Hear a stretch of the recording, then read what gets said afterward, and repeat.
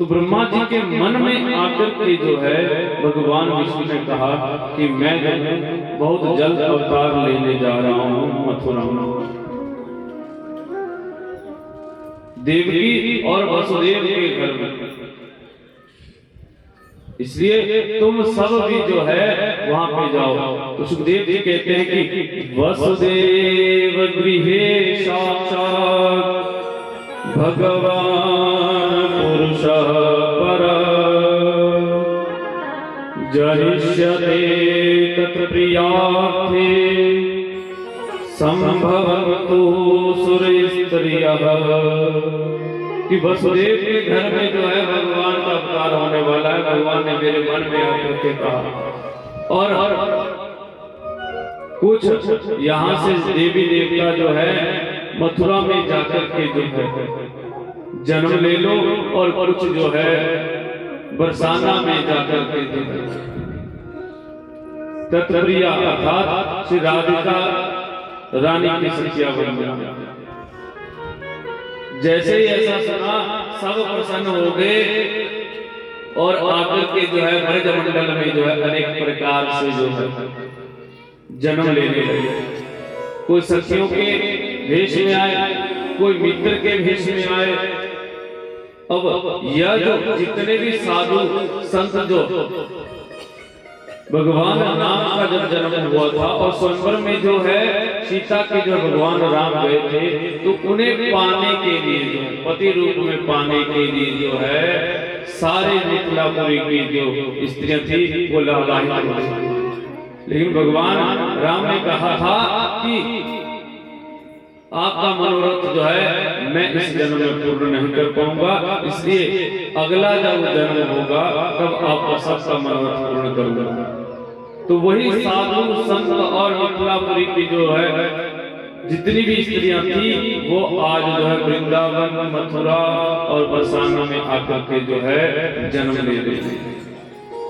सबने जन्म लिया और कहा कि मैं मथुरा में ही जन्म लूंगा। सब प्रसन्न हो गए और इधर जो है मथुरा की पावन भूमि में जो किसका राज्य था? कंस। एक दिन जो है कंस ने जो है अपने पिता उग्रसेन को जो है जेल खाने में डाल दिया और स्वयं राजा घोषित हो गया। अकासुर, बकासुर, धेनुकासुर, तृणाव्रत आदि को जो है अपना मित्र बना लिया, अपना सेवक बना लिया। और एक दिन अपनी चचेरी बहन देवकी को देख करके सोचा यह विवाह के योग्य होगी, तो इसका विवाह कहाँ किया जाए। तो सोचा मेरा मित्र है वसुदेव, उसके साथ विवाह। वसुदेव जी से जो है विवाह करवाया है कंस ने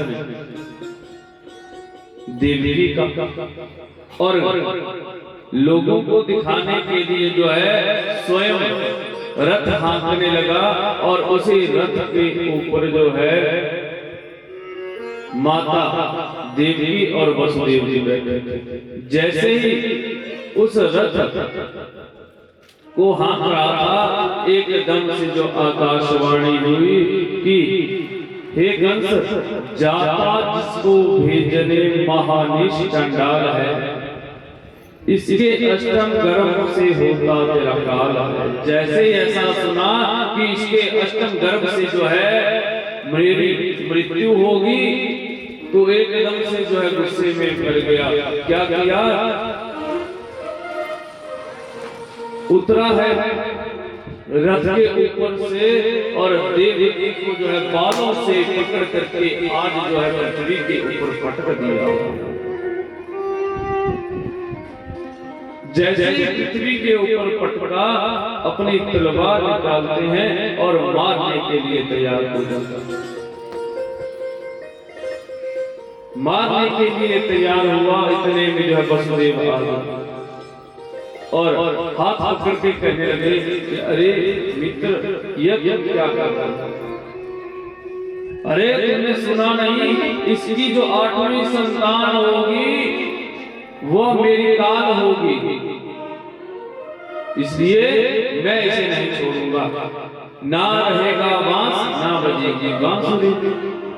देवी ही नहीं रहेगी तब जो है इसका अष्टम गर्भ कहां से आया। वसुदेव जी समझाते हैं, अरे कंस, छोटी बहन जो होती है वो पुत्री के समान होती है, इसलिए तुम इसे ना मारो। तुझे खतरा किससे है? देवी से है कि अष्टम गर्भ से है? अष्टम गर्भ से खतरा है। तो कहा, मैं स्वयं अपने हाथों से जो है अपनी 8 संतानों को ला करके जो तुम्हें दूंगा, लेकिन तुम देवी को ना मानो। कंस कहता है ठीक है, लेकिन तुम्हें भी जो है मेरे कारागार में रहना पड़ेगा, जेल खाने में रहना पड़ेगा। भी ठीक है, और जेल खाने में डाल देते हैं आज वसुदेव और देवकी को। कालांतर में जो है इनके प्रथम संतान उत्पन्न हुई। वसुदेव जी वचनबद्ध हैं तो क्या किया, उस पुत्र को लेकर के जो है पहुंचे हैं कंस के पास।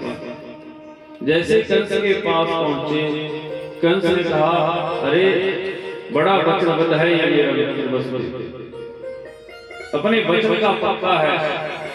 तो कहने लगा कंस, देखो मित्र, मुझे इस बालक से कोई खतरा नहीं है, इससे कोई खतरा नहीं है, मुझे जो है 8वां गर्भ चाहिए, इसलिए इस बालक को तुम ले जाओ। जैसे वसुदेव जी ने ऐसा सुना, प्रसन्न हो गए और वहां से चले गए। महल से बाहर निकल रहे थे कि वहां पर जो है आ गए नारद जी महाराज। नारद जी कंस के पास आते हैं, कंस पूछते कि ये अभी अभी यहाँ से कौन गुजरा, अभी अभी यहाँ से कौन गया? तो कंस कहता है कि ये वसुदेव गया है। इसके हाथ में क्या था? भाई एक संतान, ये पहले पटाखे चलाने लगे, अभी गर्भ में भी नहीं है। बोलो राधे राधे। अभी पहले संतान उत्पन्न हुई। तो पूछा कि ये इसके हाथ में क्या था? भाई ये देवी की पहले संतान। तो तूने क्या किया? मुझे जो है गुरुदेव अष्टम गर्भ से खतरा है, तो मैंने वापस कर दिया। नारद जी सोचते हैं इसका पाप का घड़ा नहीं भरेगा तो भगवान अवतार कैसे लेंगे? तो एक कमल का पुष्प गिरा हुआ था, हाथ में उठाते हैं, 8 पंखुड़ियां, 8 पंखुड़ियों को दिखाता है। ये क्या है? कमल। इसमें कितनी पंखुड़ियां हैं? 8। तो ठीक है, अब पहली पंखुड़ी कौन सी है? ये है। तो यहां से गिनने लगा, 1 2 3 4 5 6 7 8। अब जो 8वीं चीज जो तेरे पास 8वीं आई उसको पहली मान करके गिनने लगा। तो कुछ समझ आया, ये देवताओं की चाल भी हो सकती है, इसलिए तू कुछ समझ। एकदम से समझ गया क्या? अरे देवताओं की चाल जरूर हो सकती है। जो पहली संतान है वो भी तो है 8वीं, बाद में बोल देंगे कि पहली स्थान जो है हमने जो 8वीं भेज दी। तो एकदम से जो है अपने सैनिकों को आदेश दिया, अरे बुलाओ बुलाओ बुलाओ उसको, वसुदेव को बुलाओ। वसुदेव को बुलाया। वसुदेव जी जाते समय प्रसन्न हुए और आते समय दुखी हो गए, क्योंकि उन्हें पता भी था कि शंख और मोर दूसरों के फूंकने के ऊपर ही आवाज निकालता है। लाए हैं वापस पहले पुत्र को दे देते हैं कंस। जैसे ही कंस ने पहला पुत्र लिया और नीचे पृथ्वी के ऊपर पत्थर के ऊपर जो है पटक देते हैं और उसे मार देते हैं।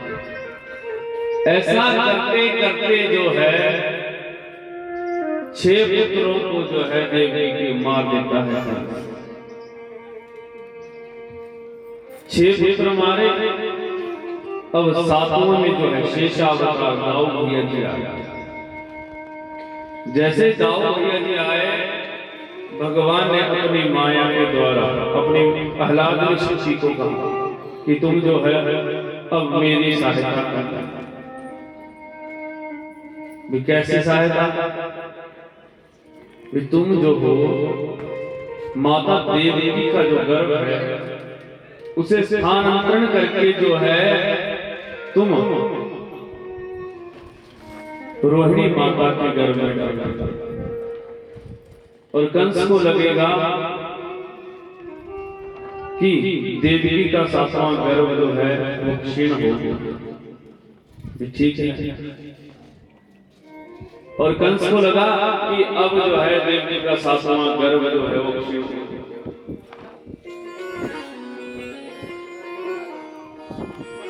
और भगवान अब जब 8वीं बार जो है माता देवी ने जो है गर्भ धारण किया, कंस जो है एकदम से जो चौकन्ना हो गया। पहरे बढ़ा दिए, पूरे जेल खाने के पहरे बढ़ा दिए कि अब की बात चुप ना होनी चाहिए भैया। लेकिन भगवान ने अपनी माया को आदेश दिया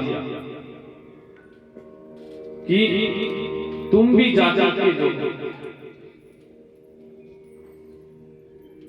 वृंदा मथुरा में से जाकर के जो है गोकुल में जो है माता यशोदा के गर्भ में प्रवेश हो जाओ। और मैं कुछ माया रचूंगा, उसके पश्चात तुम जो यहाँ पर आ जाओगी, माता देवी के पास आ जाओगी और मैं जो है माता यशोदा के पास चला जाऊंगा।